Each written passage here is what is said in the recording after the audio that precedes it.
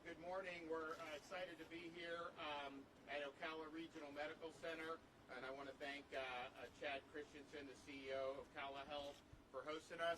I also want to recognize Florida Surgeon General Dr. Joseph Ladapo for being here with us. And I know we have some legislators. We have Senators Baxley and Perry, Representative Joe Harding. I think Kat Kamak may come. If Congresswoman, is she here? Oh, there she is. Okay, so there she is. And then we're also going to hear from Angela Wells, who's a second grade teacher at Marion Charter School, about treatment. Before we get into that, this morning at 10 o'clock, they published the job numbers for individual states. And so for November, many of you remember a couple weeks ago, the national numbers came out, and it was about 200,000 jobs created throughout the United States of America. That was much, much less than the target of what people expected. So very disappointing jobs report nationally. 200,000 jobs created nationwide. The state-by-state numbers came out, and Florida's reporting creating on its own 51,100 jobs out of that 200,000. So.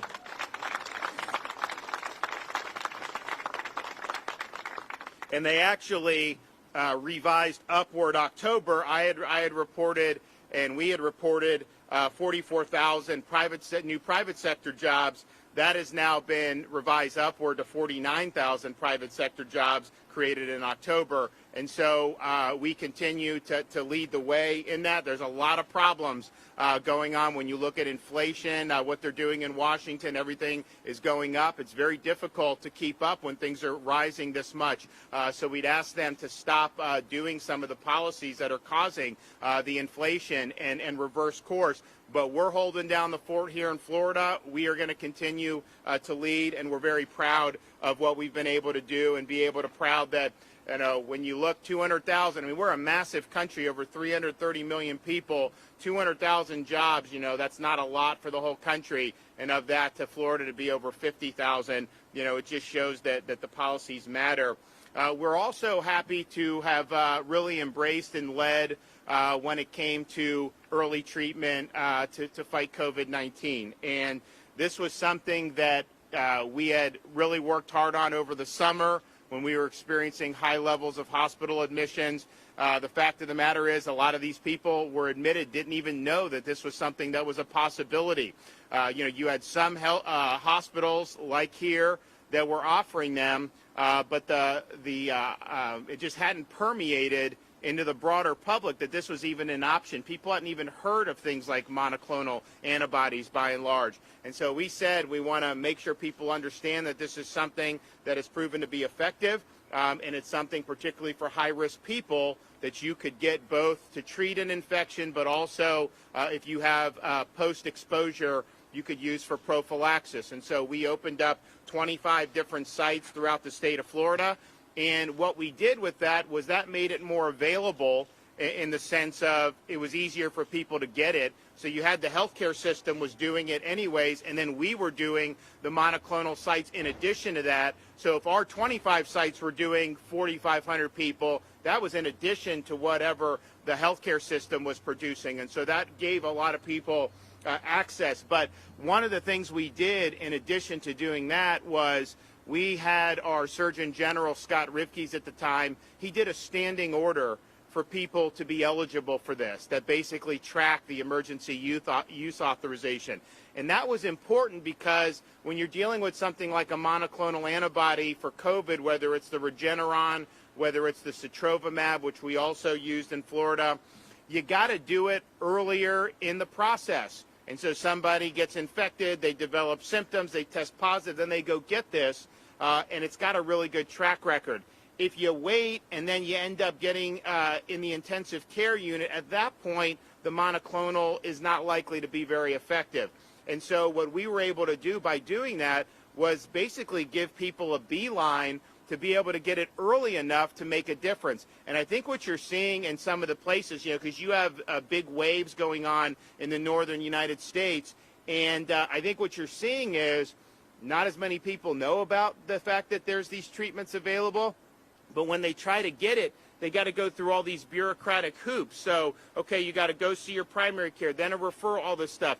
And that takes time.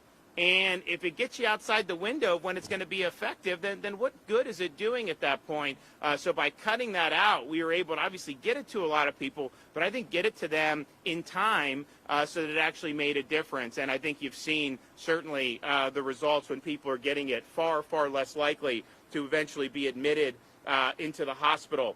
And so we had a little tut-to-tut with the Biden administration when they cut the allocation for Florida over the summer. It was having a lot of success.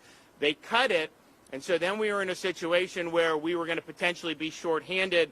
So we went out and did a deal with GlaxoSmithKline to bring sotrovimab to Florida, and it's a similar to Regeneron monoclonal antibody. It's IV. It was not at that time approved for subcutaneous injections.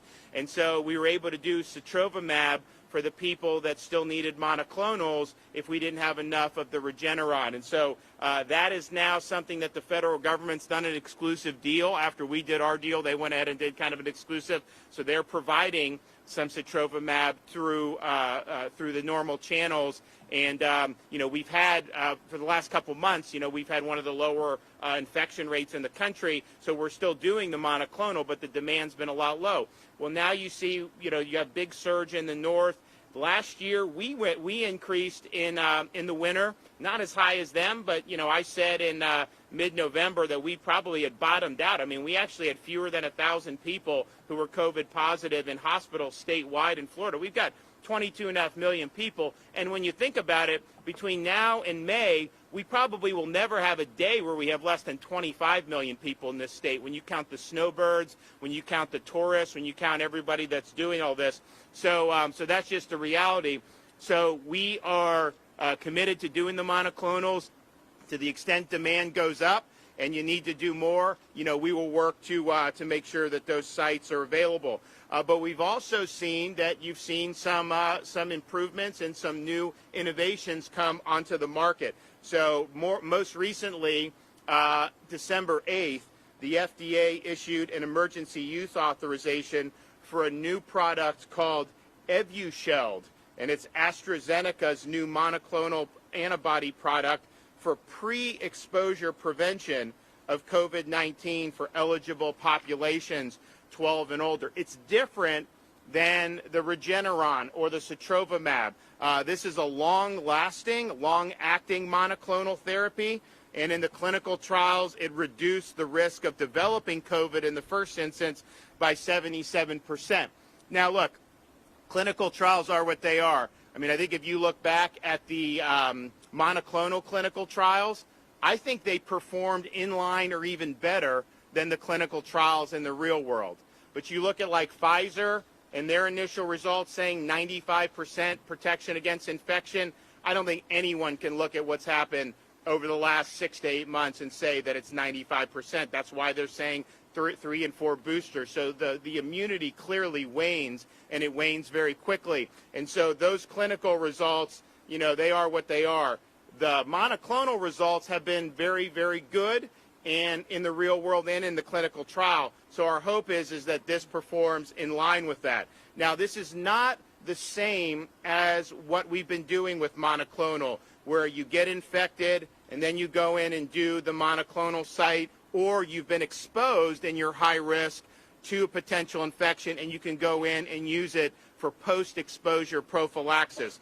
This is for people who have not been exposed to COVID and who have not been infected by COVID. And so it's something that you're trying to provide some antibody protection for about a 6-month period of time. So the people that are specifically authorized to do the Evusheld are individuals who are immunocompromised and may not have adequate immune response to vaccination. And you see that with certain cancer patients, transplant recipients. You also have this as an availability for people who have a history of severe adverse reactions to vaccinations, and you do have those people. You know, when we were trying to provide, and we did provide protections for people against forced vaccinations, one of our things I kept saying is, you know, there's some people who are advised against doing this based on their health circumstances. And so those are the types of people here, you know, if they want to do this new product, you know, they're going to have the ability to do that. So in terms of treatments now in Florida, you know, you're going to have, if you get infected with COVID and you meet the criteria where you're at higher risk for hospitalization, you could go and do a traditional monoclonal antibody therapy, Regeneron, sotrovimab, and the like. If you've been exposed and you fall into that category, you can do those same monoclonals. But if you're somebody in those other high-risk categories where you do it not having any exposure to COVID, not being infected, doing it to provide some long-lasting protection, this is now filling that particular niche. And so, you know, because you think about it, if you're somebody that is a transplant patient and, you know, the vaccine isn't recommended for you, then to wait till you get infected and treat it, yeah, the treatment has been good, but you could do this before you're ever exposed, and potentially it will mediate any infection that you get. So, and it is not authorized for post-exposure prevention. So I just want to make people clear about that. It's really a preventative for folks who fall into those categories. And it's not vaccinated or not. I mean, there are a lot of people who fall into those immunocompromised who did get vaccinated, but their bodies just didn't. Already administering monoclonal antibody treatment to patients, including right here in Ocala. And the way we tried to allocate it was to Florida Health COVID-19